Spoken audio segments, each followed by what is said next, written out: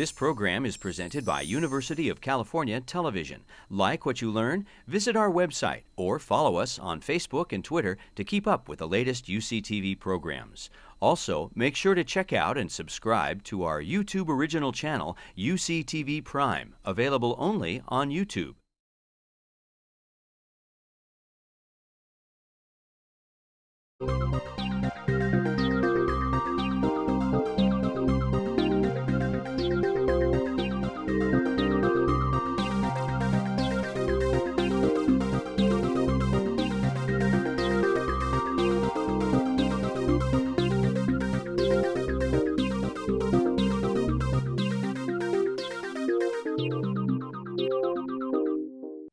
Welcome to A Conversation with History. I'm Harry Chrysler of the Institute of International Studies.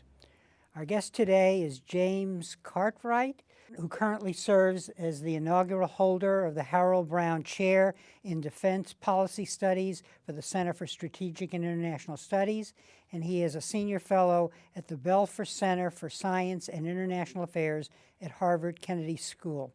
A retired United States Marine Corps four-star general, he served as the 8th Vice Chairman of the Joint Chiefs of Staff, and he previously served as the commander of the U.S. Strategic Command. General Cartwright, welcome to Berkeley. Thank you. Where were you born and raised? Rockford, Illinois, up in the very northern part of Illinois Central, about 90 miles west of Chicago. And looking back, how do you think your parents shaped your thinking about the world? Well, I'm sure I got in trouble a couple of times and that shaped it, but most of my memories as a young kid were being free labor on my grandfather's farm. Mm-hmm. And so summers and weekends were spent doing that kind of work, which early on in life instills in you a sense of discipline about having to do something on a prescribed time, in a prescribed way, and hard work, and an enjoyment of the outdoors and things like that. All of those were elements that I got to experience in early life. And what in your education led you to the military, or was it just circumstances?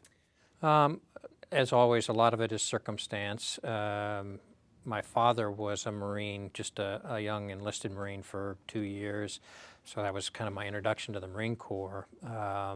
But I can remember hanging around airports, watching airplanes fly in my young days and being interested in that. Not that I thought it was going to amount to anything, but it was just interesting because near the farm was an airport. And so, it really, in the long run, when I went off to college, there was this conflict going on, the Vietnam War. And so I was drafted. So that wasn't of my own choosing. And so when I left college, you had the choice of what service and kind of the character of service, and I elected to go as an officer in aviation in the Marine Corps. And that kind of started me down a path that I hadn't planned on, and then I continued. Mm-hmm. And what, you never looked back, and was it the flying, that first trajectory as moving to the cockpit that really drew you in? It was the flying for sure. I absolutely fell in love with it. It was a very athletic activity, and I had been, in athletics, all the way through school. But there was a technology side to it, a science side to it, a human dynamic, and it was just putting all the pieces together that I liked so much, and I certainly fell in love with it. Mm-hmm. And technology, was that something you acquired on the farm? No, the affection for it. A little bit on the farm in that, the construct, at least in the age that I went through, we were in the transition from early tractors and steam into the gas and diesel tractors and whatnot. And I can remember going from kind of the measure of merit was you had one bottom, they called it, one blade plows. And by the time I left, there were 4 blade plows. That was progress. That was technology. So there was an interest there, an interest that got fostered in college.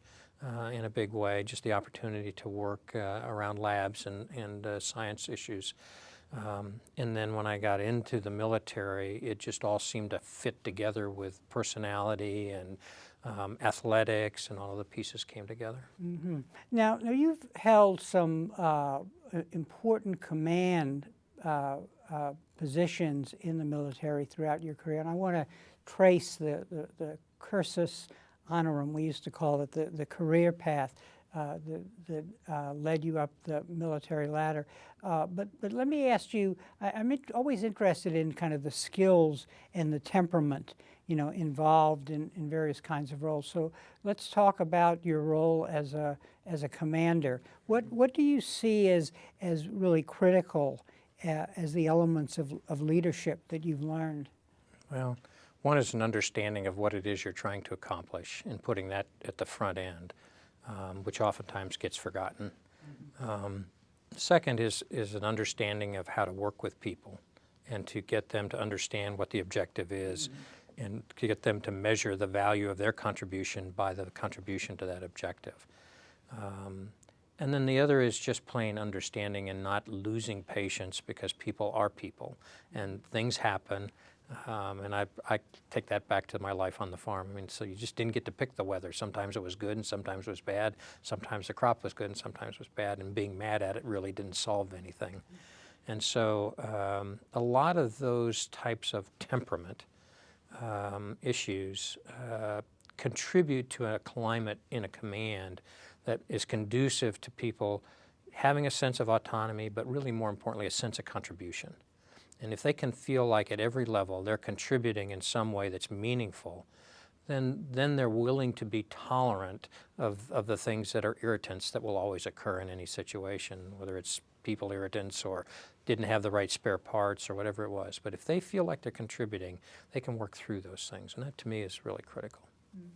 Now, as commander of the Strategic Command, you were given a set of complex tasks by Secretary Rumsfeld. Let's talk a little about that and the skills you had to bring to bear. What was the mission, so to speak, that you were given, and then what was involved in implementing it? And then the third part, how had your different roles previously prepared you for that? The U.S. Strategic Command is the command in the United States that has our strategic weapons. Usually that's a moniker for nuclear weapons, and the delivery systems for them, and responsible for strategies, employment, maintenance, training, all of the issues associated with that. And this is a storied command. It's been around for a long time, since the 50s, and has had a key role, particularly in the Cold War, towards our defense. The intent with Secretary Rumsfeld was to add new missions into this organization that were similar in scope. In other words, they had global implications, were going to be deployed and maintained on a global scale rather than on a local scale. And so we added in the mission for space, shut down what at that time had been called Space Command. That was brought into the command. So I inherited all of the responsibilities of space. A new technology called cyber that was an outgrow of the information revolution in this country was added into the command. Responsibility for military surveillance, intelligence type activities, and a responsibility for a new capability that was just being introduced called missile defense, that had been introduced in the Reagan era, had not quite taken off, and now is coming back because of necessity of the proliferation of ballistic missiles around the world. And so those capabilities, none of them other than space were already commands. They were organizations that had to be made into military commands, were all added in to this command that heretofore had been there strictly for nuclear weapons. There were no people that came with those activities, so I had people that had to learn new skills. We had to bring in new people and trade old away. And so it was a very culturally disruptive activity in the organization. When you look at something like that, large organization change is always a challenge. And it's not the technology, it's not the mission, it is getting people to understand that we're going to have to do things differently. And for them to understand that when we do it differently, there will be a contribution for them, But seeing that contribution early on is often difficult, particularly in the, in the worker level, let's say, and the middle management level of the command. And so trying to bring the whole organization along with these new missions, assimilating all these responsibilities, new skills that didn't exist before.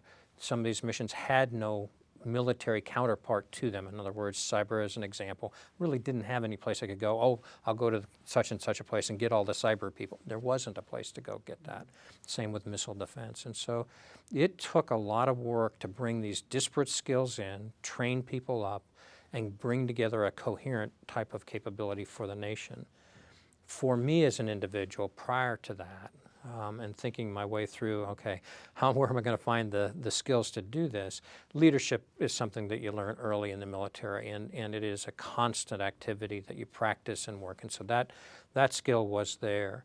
The technical side and understanding how to think about problems across these broad array of missions was something that the joint world, my time in Washington, my time in significant R&D studies, working on building and deploying the FNA-18, and the R&D that was necessary for that, and how you develop technologies, work on different kinds of weapons studies and building and developing and deploying new weapons.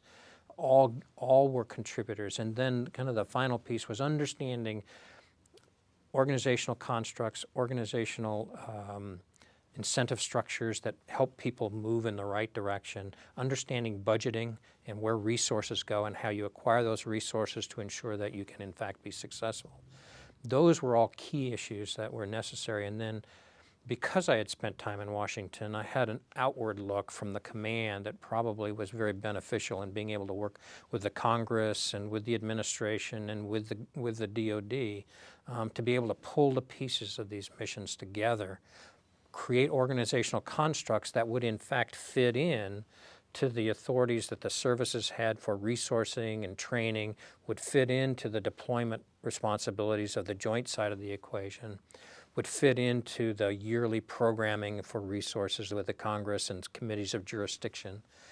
All of those pieces were critical in putting together a plan that answered all of the outward customers and internal customers or people that had to be able to help or provide service or whatever was necessary in order to make these things actually come to life. And what was the biggest frustration in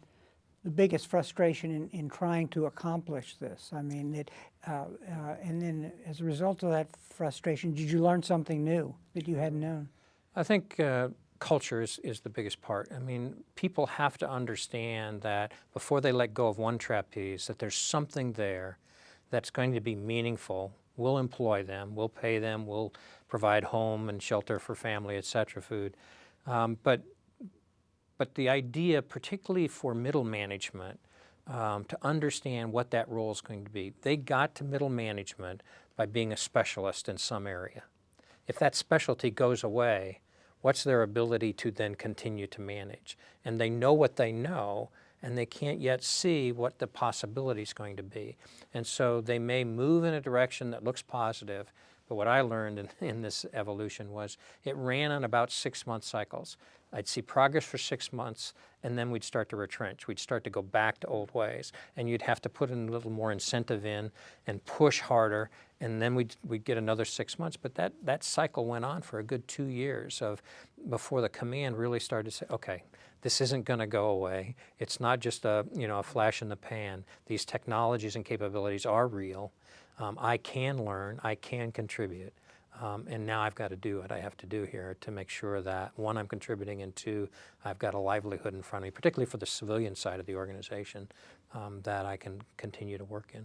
And in your role, the skills that you have developed in budgeting, in understanding the elements of weapons acquisition, in understanding what the future technology environment might look like, all of those were inputs into your ability to lead this. Yeah, early in my career, when I transitioned out of the cockpit, and they no longer would let me have fun flying, I did a tour working R&D and with labs, particularly national labs and service labs, in developing capabilities to put into what was really one of our very first digital airplanes, the FNA-18, and add computational power to it, things like that we just really hadn't done before with airplanes. So that was very valuable, learning how to do that, not only what technologies are likely to mature and move in a way, which ones actually fit the mission and aren't just really neat, which ones can you afford and bring to market in time, do they fit into the R&D schedules that you can get the resource to support them. Understanding and learning all of that was very important. The next time I went to Washington, I did a study, or I was the lead of a study that was called the Deep Attack Weapons Mix Study.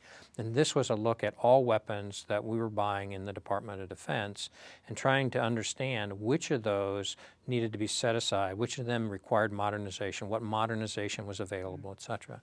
And this was in the era of the initial deployment of global positioning satellites. So GPS became a key part in transitioning from weapons that just fell to the earth where they may, so to speak, to very precise weapons. And it was that transition after the first Gulf War of moving away from the pure gravity weapon to weapons that had guidance systems that would put them where you really wanted them, and made us substantially more efficient, not only in airplanes, but in artillery and naval fires, et cetera. So it was a big study. It was a very important study, and I learned a lot about how to think about what actually is ready for development, what is a nice idea but is not going to be ready, and what matches up with what we believe the realistic threat profiles will be for the next, say, 20 to 30 years. Most of these decisions turn out to be decisions that you're making a little bit in the blind, and you're trying to look into the future, and nobody's crystal ball is perfect. But you want to find something that the likelihood of needing a capability, like a gravity bomb or a laser-guided bomb or something like that, is going to be out there most any time. If we're going to have any kind of conflict, it's going to be useful. And so what do these weapons look like? And we basically fielded what is today the suite of weapons that we have used for the last 20 years. So in a way, if we were trying to make a distinction between theory and practice, it sounds like the best training is heavily weighed through experience, different kinds of experiences. Right, I think that's right. I doesn't make it right, but I tended to take on new challenges like the command or a new weapon system and whatnot, with a reasonable understanding of what it takes just to field a system. And then as I confronted challenges, whether they were cultural or technical, I gained an understanding of how to go find people who had had an experience similar. Some reading, but I found it was practical experience from someone, a mentor, was far more efficient and effective in moving whatever problem I had down the road, solving it, finding a way to overcome an obstacle of some sort. So I tend to lean towards the mentor, the subject matter expert. I'll play at least 3 or 4 different opinions about the same problem off against each other, because they're never for your situation. They solved the problem for a different situation, and you're trying to see what fits here, and what are the dynamics in the organization that you're working with that would make a tool more preferable than another. In the role you described as a commander of the Strategic Command, it seems like that there were 2 missions in a way, sometimes dismantling, taking apart things, possibly eliminating programs on the one hand, but on the other hand, building new entities, building new programs. Compare the difficulties there of the 2. Yeah, it was a rich understanding and a rich experience from the standpoint that you shouldn't be just tinkering with the nation's security. So what I would refer to as strategic stability. As you're bringing a new capability on, it's disruptive. How much and when do you divest of something, either in total or in partial, as this new capability comes on? There's an audience internal that is technical in nature. In other words, does it work? And then there's an external audience, which is all of your adversaries that are watching this, trying to decide what are the implications for them if this is successful. So missile defense being kind of a key activity there. As other nations have watched what we have done, I mean, this was a program that everybody said could not work. The concept of hitting a bullet with a bullet was something that people said just couldn't work. Well, technically, when you looked at it, it can work. And so the question was, did you misread? Was the technical wrong? Is there something you didn't understand? You have a huge body, both politically and adversarially, that are looking at this and saying, don't go forward with this. This is a lot of money.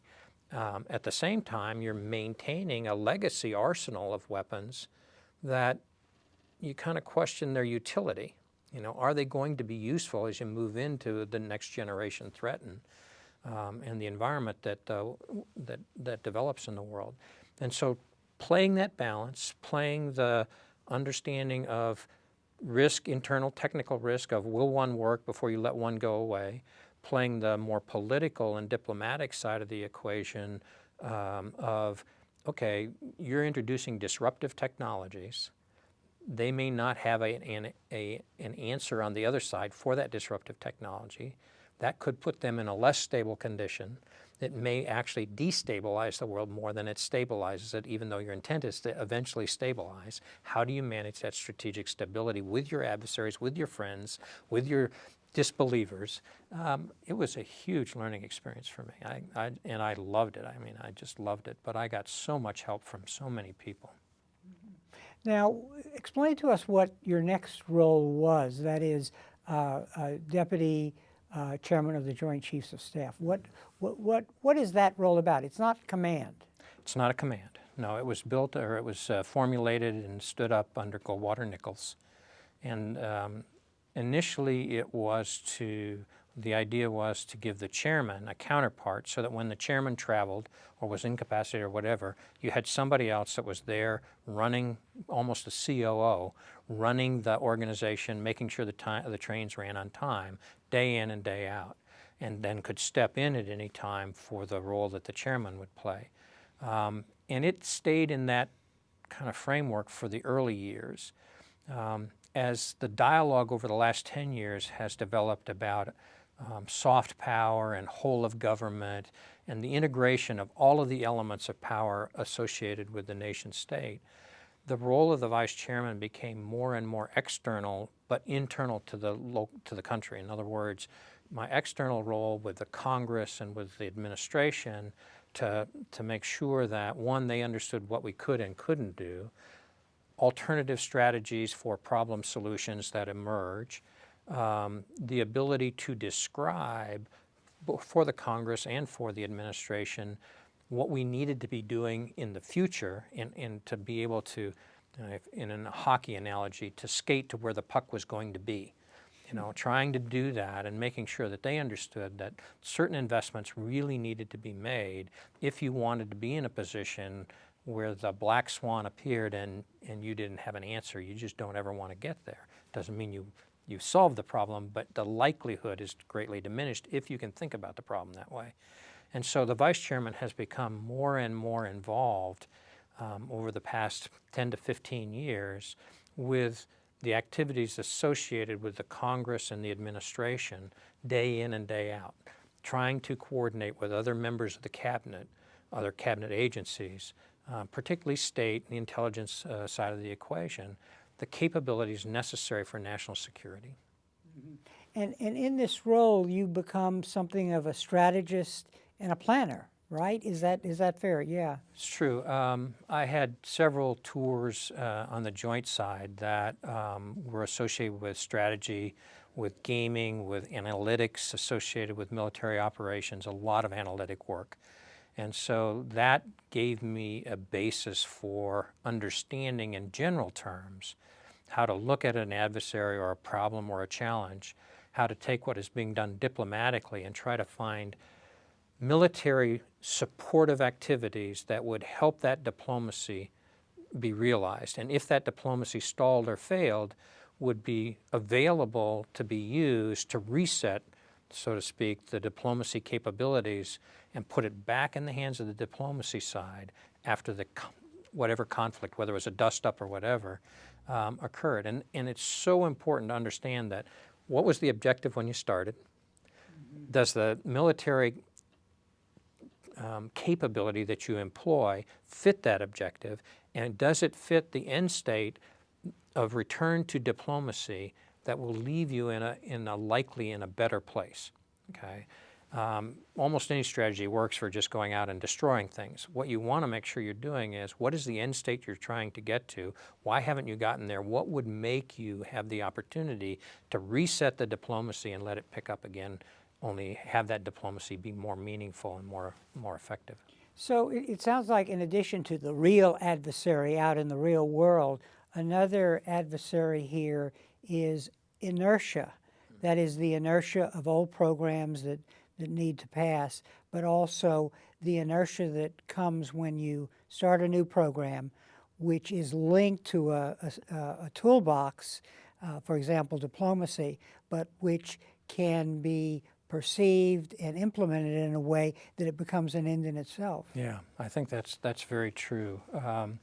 Large institutions resist change, and so when you introduce new tools, whether those tools are a realization that the world is moving in a different direction and you need to get out in front of it, or more likely in the last 10 years, when the adversary introduces something on the battlefield and you have to react and you have to get ahead of that problem, making sure that you can do it and do it quickly. The second here of reacting to the battlefield, institutional bias there is usually much less and much easier to deal with.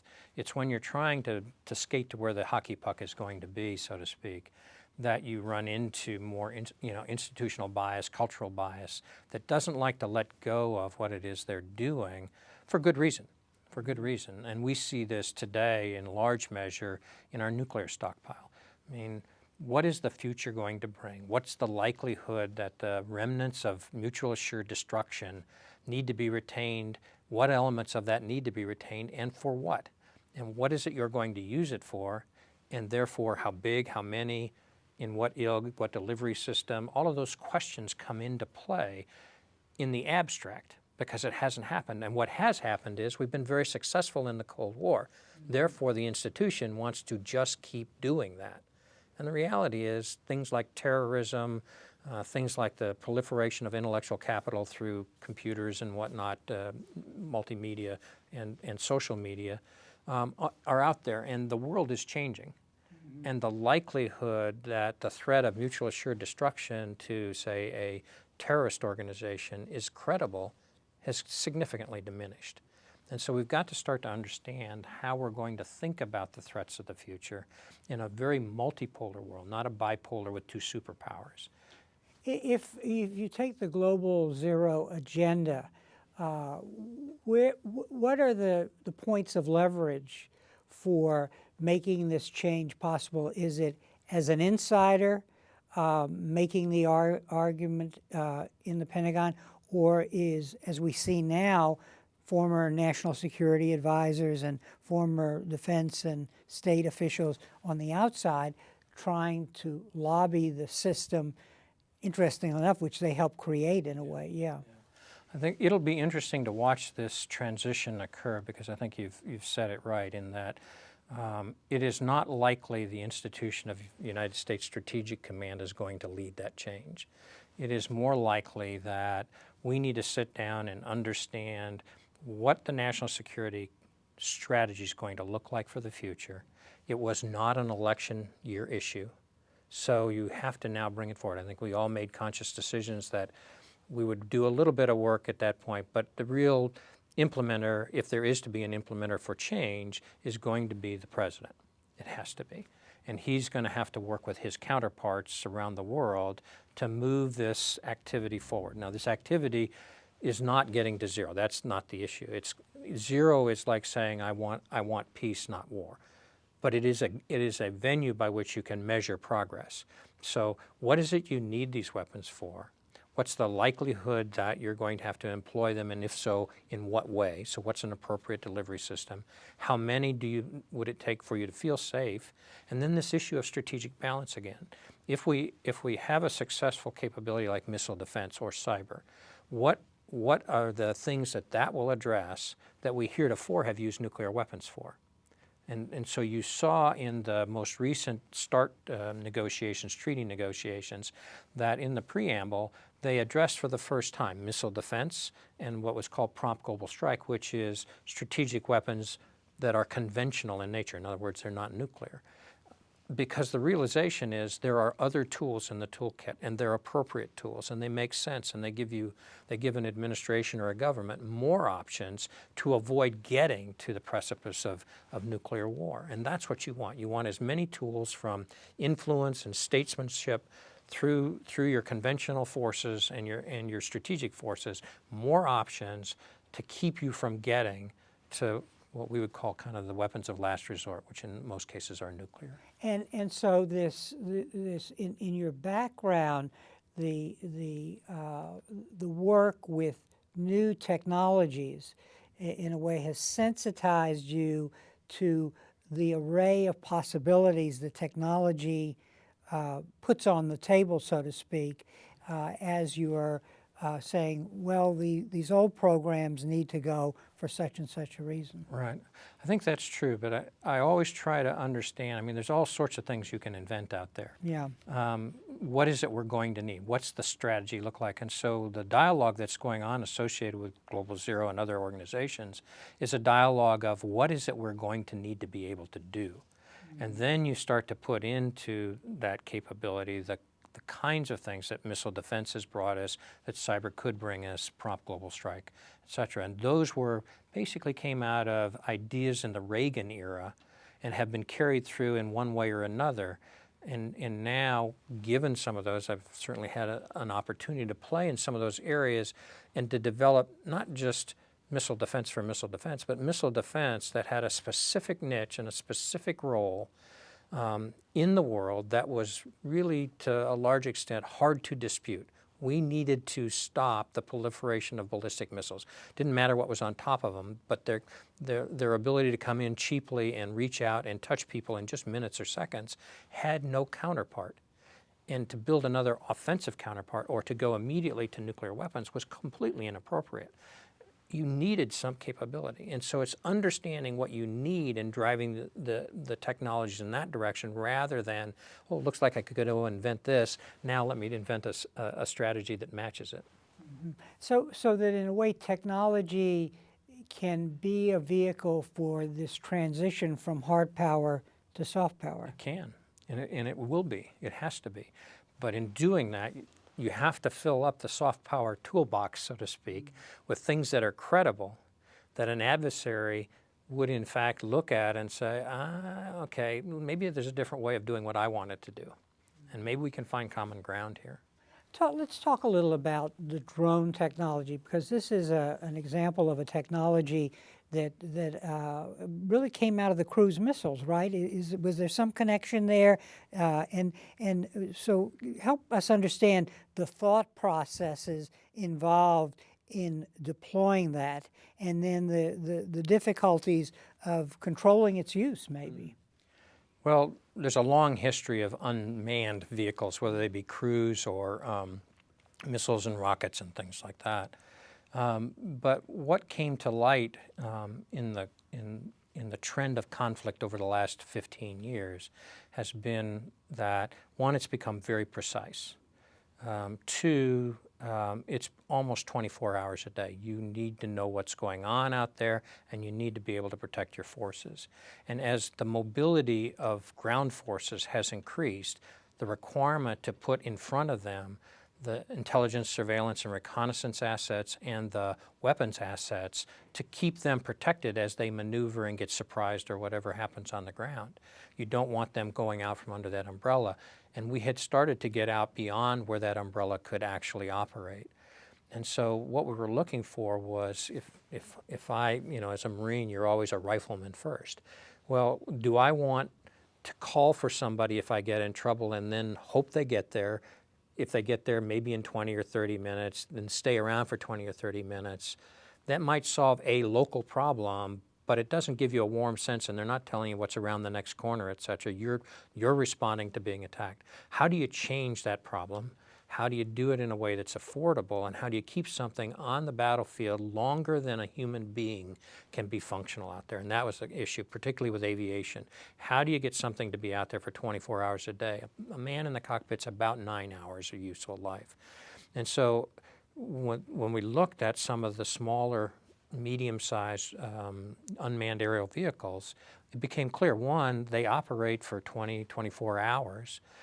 Two, you can weaponize them, you can put sensors on them, so they can be the eyes and ears, they can be the weapon protection of somebody, and they're there 24 hours a day. So that allows me to go out further, stay out there longer, and before I have to come back and rearm or come back and get back under the umbrella of my my forces. And the cost factor was so different than putting a sophisticated fighter out there that could do 4 other missions, true, but these assets were very, very reliable, stayed there for a long time. So as a guy on the ground, if you asked me which one I wanted the guy who was going to be there 24 hours a day. Mm-hmm. I always wanted to know. And if you ask me, do I want to have somebody in the cockpit just kind of tell me what's going on out there, or do I want to actually say, that hill, I want to know what's on the other side of that hill.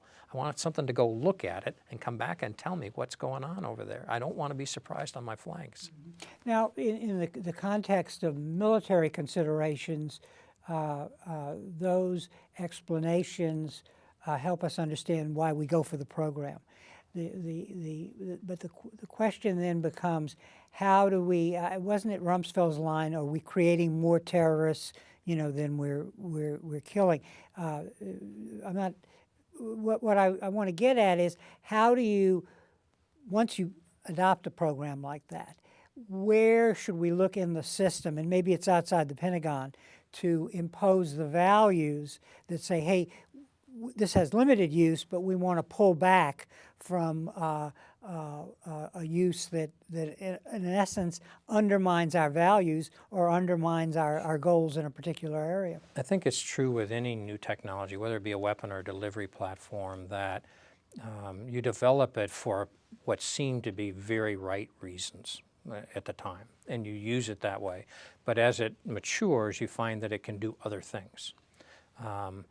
A drone can look for long periods of time at a group of people, see their activities, and say, that's clearly somebody who's doing something wrong. And it has weapons that are very precise and can go down and basically not be like 50 500-pound bombs, but be like a single round into the area. Those are all very good qualities. The larger question now is that as the threat has matured in the world, threats of terrorists and their lethality and their ability to basically intermix into populations and go to areas that are ungoverned, et cetera, how do we handle that threat? This tool has been used many times to handle that threat. Is that an appropriate use? It's not about the tool.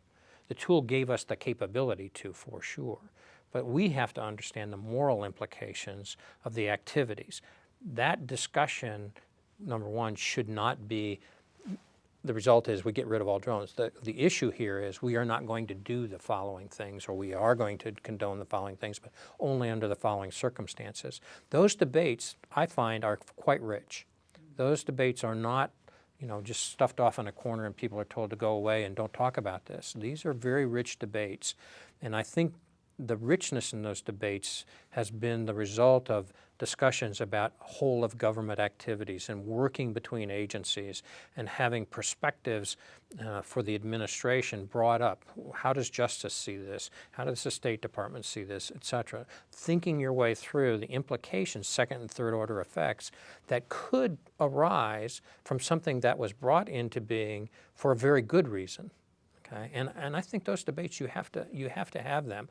What you don't want to have happen is have people somehow believe that they can't talk about those problems. They can't bring them up. They can't talk because it's just such a good deal. It's solving a problem for us. We're not going to even think about the bad side. You have to. And how important is the public discourse on this? Is that an added element that's It is. important? Yeah. It is. It is very much so. You know, as you listen to the discourse, people generally have a good sense of the threat to them. Okay, they may not have it perfect, but clearly something like 9/11 was a very compelling activity. How much and how long and to what extent are you going to do something different to get after a very different threat that your old tools just didn't work for? And when is it too much and it needs to be reined in? And this, you know, this democracy is very good at those debates. Oftentimes we get too far down the road. You know, we may have an accident or something that catalyzes the debate and crystallizes what you're talking about. But the debate is good, and it is something that we should embrace, not avoid. In your writings and your speeches that I've followed, you, as a strategist and a global thinker, are very sensitive to the complex cultural, social, and political trends in the world that make military power really not a solution. And I'm curious as to how we get away from, and I believe that the former chairman of the Joint Chiefs emphasized, as did the former Secretary of Defense, that too many resources were being put into the military and in comparison to, say, state, diplomacy, development aid, and so on. Yeah, I think it's important to understand, you know, that just like any disease, you know, a little prophylactic at the beginning is a lot more efficient than waiting until it metastasizes or something along those lines. And so, you know, I really think there is something in a discussion that we ought to have more of in this country, which is, should we have a budget for defense or should we have a budget for national security that State Department and USAID and Justice, et cetera, all share in as security for the country, and that in times of peace, that the resources move more and migrate more to the prevention side of the equation. And then when necessary, they're there for okay, I've got to do something about this that's more kinetic in nature. But to have what people call stovepipes or silos of excellence, where the money goes in here and you got to use it and you got to spend it and it can only be spent on this, and you can't adjust to the fact that, okay, I'm not really in conflict, but something's developing over here, and I really need to do some preventative work over here, and I don't have the resources. I don't have the skills to hire people that are appropriate culturally for the activity that needs to occur. It's interesting that when you think about Iraq and some of the accounts of that war, the extent to which there was so much idealism, you know, at play among the civilians, you know, on the ground there, and also, you know, among the military. But it was as if those efforts could not realize their potential because of the lack of understanding of the broader strategic issues in that country. Yeah, nation building is often the result of mission creep. Not necessarily in this case, but often not.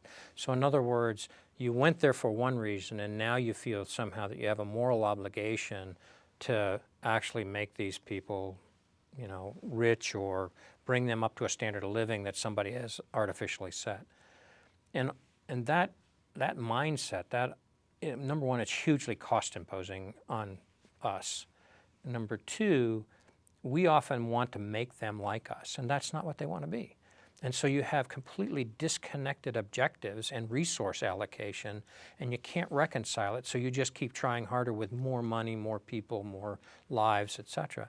And at some point you have to come to reconcile that, and not understanding that going in or losing sight of what you understood when you started something can lead you down a path where you end up with an objective that's just not realizable. Mm-hmm. And the military, in a way, because it's garnered so many resources, it becomes the default position for people who don't know what they want to do or should do. Right, and so that's just not really not the right way to look at it. You use diplomacy to prevent conflict. When the diplomatic tools run out or become ineffective because the adversary has basically immunized themselves against them, you may need to go to some level of kinetic activity to make those tools useful again, but it's with the idea that you want to get back to those tools as quickly as possible so that you can get a diplomatic solution to the problem.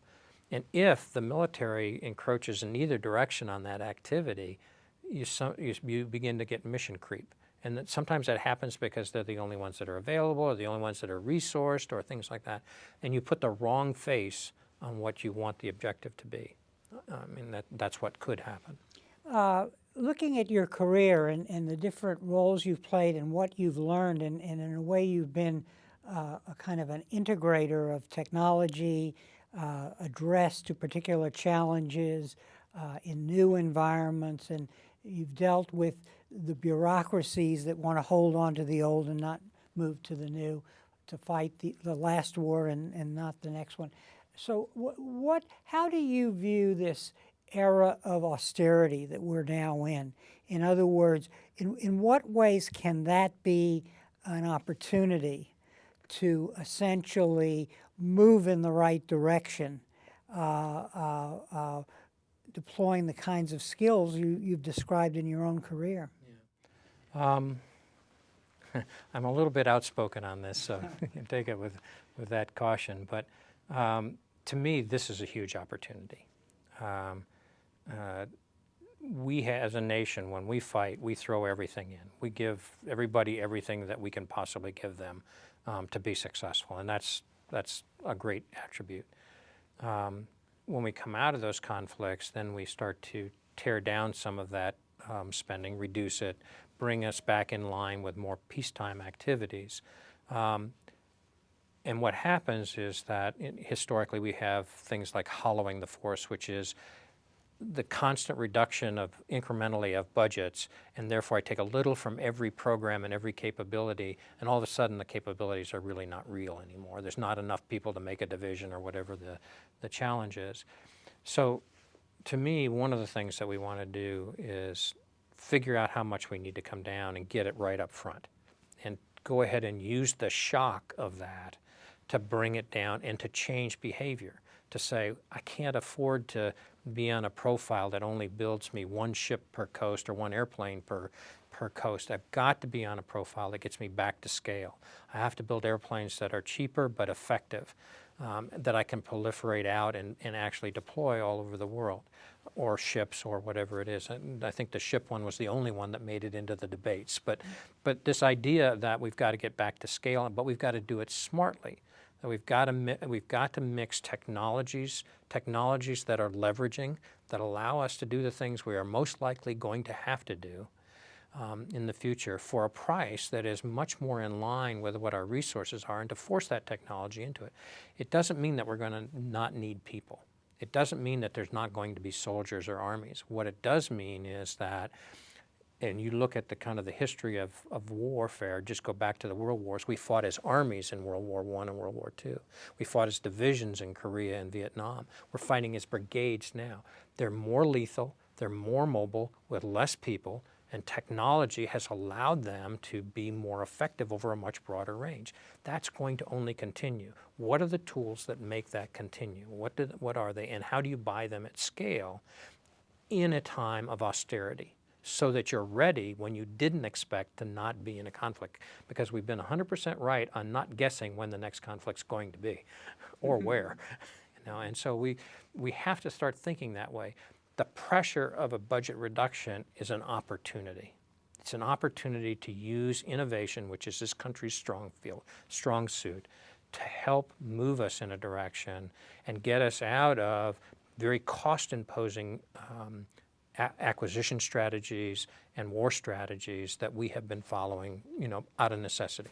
And you've made the argument that we really have to decide who we are and what we want to be. So, for example, maybe we no longer want to be in the business of being an occupation force in some Middle East country. Right. I think one of the things that we have to have a more public debate about is, we took a maneuver army and military that was built around a concept of maneuver warfare, offensive maneuver warfare into this conflict. We then made it into, people will disagree with me, but basically an occupation force. That the reason is we had enclaves that we came into at night where we were safe and we rested and refueled and replenished. We moved around in very heavily armored vehicles to protect our people to whatever it was we were going to. We got there, we did whatever we were going to do, and then we came back. That's an occupation force. Iraq and Afghanistan. Iraq and Afghanistan. The question is, do we want to lighten it back up, make it more expeditionary as we go to the future, more mobile, or do we want to stay with an occupation force, or do we want some mixture of the two? I'm inclined to lighten up, but what I'm more important in my mind is get the debate out there. Have the debate in the military schools, among the military people, have the debate in the think tanks and the analytic houses, and then bring it to the people so that they understand the choices that they have. We may not want to have that big, very heavy force. It may not suit what we believe is coming in the future. I mean, is it likely we're going to invade Russia or China with an army? I don't think so. And so that puts the level of conflict and the level of violence at a very different scale than if you thought you were going to do something like that. Does that mean that we should have no defenses against those countries? Absolutely not. That's not what I'm saying. But what are the likely activities, and what are the most dangerous activities, and what is the error bar that measures between them, and where do you want to fall? Mm-hmm. Now, is there, because there's so many resources in the military, in previous eras, say during the Cold War, that would ignite a hysteria about, say, for example, a rising power. At one time, the Soviet Union was considered, strangely enough, a rising power. When we look at China today, how do we navigate so we don't militarize our perception of the possibilities in China and the threat they pose? I think that's really an important activity and something that needs to get better clarity. I worry that for maybe the wrong reasons we demonize somebody like China in order to justify investments that we think are necessary to be at least comfortable that we could defend ourselves if they continued on a path, or Russia, you can pick either one of them. But in doing so, we demonize them in order to justify the expenditures, rather than turning around and looking at the activity and saying, what are all the elements of national power?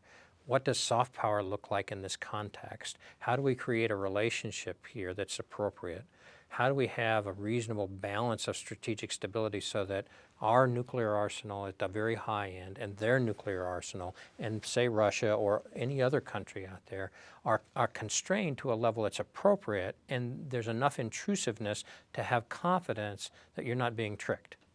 How do you get to that level? And it's not about building more fighter planes or ships. It's really more about how do you start a dialogue that has a basis in something other than military force?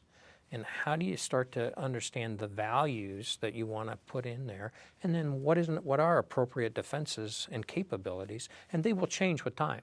And so you have to have this is a process, not a solution. You have to be able to have this dialogue going on, because as new technologies, missile defense, say, are introduced, the other side, if they weren't the introducers, have to have some way to make sure that they are not disadvantaged. Otherwise, you create instability. And you want to work your way through that, but it has to be a process. Sam Nunn is working this harder than anybody I know globally, and has for a long. His work with Dick Lugar early on, but now in trying to understand how do you build in what technologies could we put in place globally to create decision time for leaders and tools that keep us from getting to the brink prematurely or for the wrong reasons. One final question is, as we talk about the complexity of resource allocation, adoption of new technologies, new threats, looking into the future, how do we, as the public and citizens of a democracy, ensure that we in the future will be who we want to be, you know, committed to democratic values and all that has made us great. Because I think out there is the concern that the misallocation of resources could turn us into a kind of militarized state that we don't want to be. And I'm sure many people in the Pentagon don't want to be. Yeah. You know, I think one thing that has endured for this country is the civilian control of the military. And it's not just the administration, it is the Congress in addition, and the American people. I mean, most of our adversaries would tell us our center of gravity is the will of our people. That's you can get that to change, you can beat the United States, they will pull out or whatever. But that's also a strength for us. And so the likelihood that the military would move more into what many countries are today, the guarantor of sovereignty, versus being one of the tools available to the country in a broad range of tools that are kept in perspective and balanced by the balances and checks and balances that are associated between the administration and the Congress. I think probably this is where Congress is probably the strongest and has been the best informed, the best, most thoughtful about, okay, I understand where you're going. I understand why you think missile defense is important, but maybe there's really no threat there for missile defense. Or maybe there really is and we need to go faster than where you're going. And have a voice in a powerful voice in those kinds of decisions and thoughts about strategy and the mixing of strategy and capabilities and how they're going to do it by owning the purse. Well, on that note, General Cartwright, I want to thank you very much for taking the time to be on our program. It's been an honor. And thank you very much for joining us for this conversation with history.